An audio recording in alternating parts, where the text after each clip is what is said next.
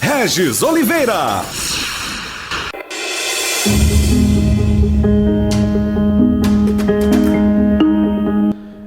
E olha aí, gente, tristeza com tragédia, com pelo menos 6 mortos, talvez 8, porque 2 pessoas continuam desaparecidas.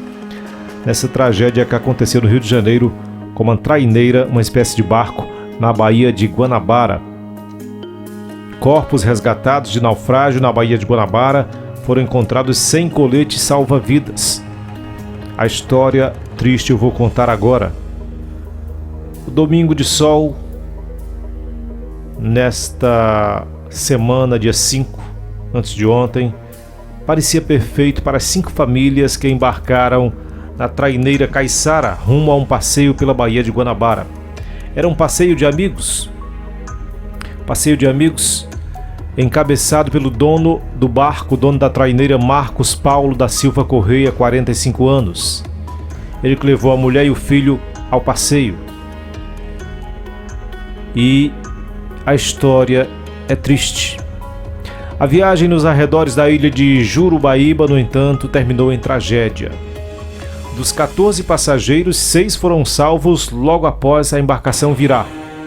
Em seguida, os bombeiros iniciaram as buscas e localizaram nas primeiras horas 6 corpos, todos sem colete salva-vidas. Outras 2 pessoas continuavam desaparecidas ontem à noite, segunda-feira, dia 6. As circunstâncias do acidente e as responsabilidades serão apuradas pela Marinha e pela Polícia Civil, que instaurou o inquérito por homicídio culposo. Transtornado, o mergulhador aposentado João Penha de Assunção passou parte do dia de ontem, segunda, no IML, para liberar o corpo do filho Everson Costa de Assunção, de 45 anos, que estava no passeio. Segundo João Penha, sua nora, Ana Paula Souza, que foi resgatada viva, contou que ninguém usava colete na hora do acidente. A lei manda que qualquer piloto de barco tenha a responsabilidade de conduzir seus passageiros com colete, inclusive na Baía de Guanabara, que é considerada de águas abrigadas. João disse: meu filho tentou não deixar nenhum companheiro para trás.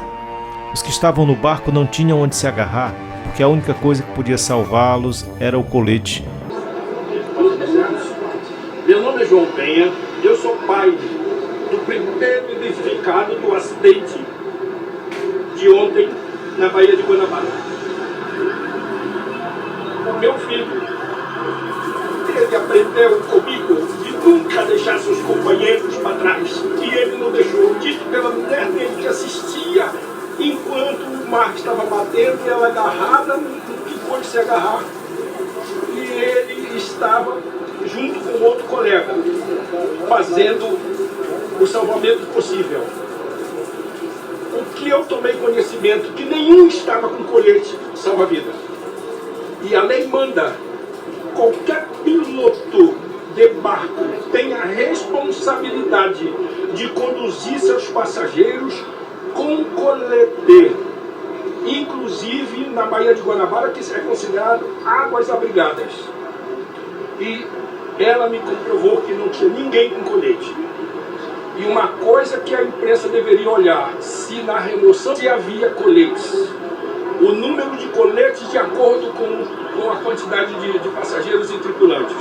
E se esses coletes estiverem bem amarrados, é outro erro grave. A prova disso, nas barcas da Praça 15, os coletes são de fácil pega e de fácil vestimenta. Porque nem todo mundo é douto no assunto marítimo, mas o piloto, sim, ele tem a formação de arraiz amador e credenciado pela Capitania dos Portos a transportar passageiros. Se houve omissão nesse detalhe, as responsabilidades serão distribuídas. Porque eu, como pai que perdi o meu primeiro filho, Everson Costa de Assunção, um menino que tinha tudo para prosperar na vida, infelizmente Deus levou. Sendo que o aprendizado que ele teve comigo, ele praticou. E praticou no momento crítico, não foi num ensaio nem numa piscina, foi na realidade. Ele se foi salvando vidas e tentou não deixar nenhum companheiro para trás. Marcos Paulo, dono da traineira, foi salvo, mas o filho dele, Eduardo Correia, de 14 anos, não conseguiu. Marcos é mestre de obras por profissão, mas é um aficionado pela náutica. A amiga da família, a cabeleireira Pedrina da Conceição, conta que ele passou 3 anos consertando esse barco, a traineira Caiçara. Ela disse: era um passeio de amigos, ele pilotava, o Marcos tinha experiência. Aliás, tem experiência. Pedrina acrescenta: eu já viajei com ele neste barco antes da pandemia. Na época fomos em 10 pessoas, foi tudo normal. Meu coração está muito aflito agora, contou Pedrina da Conceição. Outro desaparecido é Fábio Dantas, primeiro sargento da Marinha.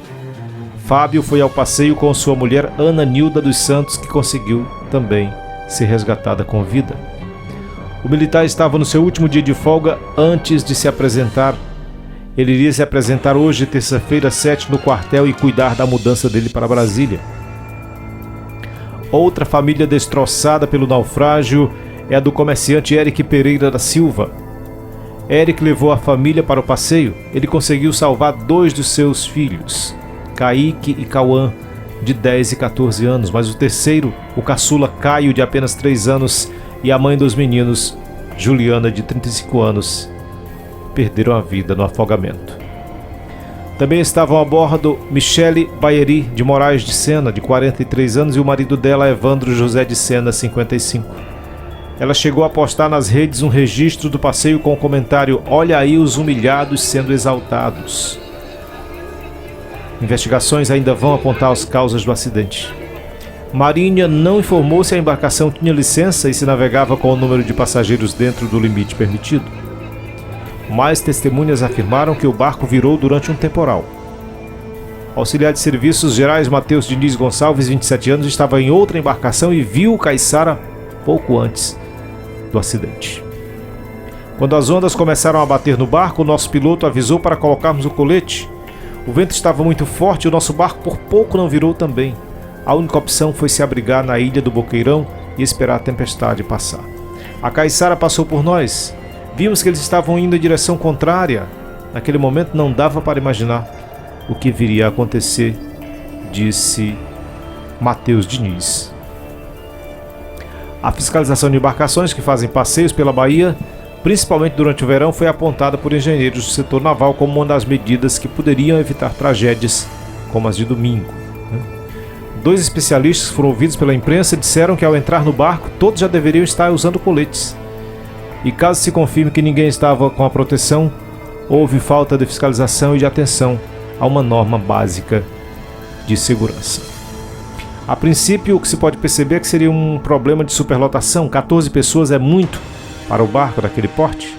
O mais grave foi as pessoas terem embarcado sem o uso do colete, como estão dizendo. E não sabemos se elas foram orientadas. E ainda havia crianças. Se houvesse fiscalização, todos estariam usando equipamento de segurança. Os coletes estavam lá, mas ninguém colocou. Uma displicência que custou a vida de 6 ou 8 pessoas, disse o engenheiro Júlio César Silva, professor do Departamento de Engenharia Sanitária e do Meio Ambiente da UERJ. A Bahia não é mar aberto, mas mesmo assim uma embarcação de pequeno porte não consegue navegar segura se o mar estiver turbulento. Parece que quem conduzia a traineira achou que dava tempo de retornar antes da tempestade, mas infelizmente, lamentavelmente, não deu. A gente lamenta, né? A perda de 6 ou 8 vidas. Informação aqui no Viver em Aquiraz, e que fique a lição para quem... Se você vai de barco, é água, tem que usar colete. Não importa se é água rasa, se é água funda, se é mar revolto, se é um rio, se é um lago. Entrou na água, tem que usar colete. Informação aqui no Viver em Aquiraz.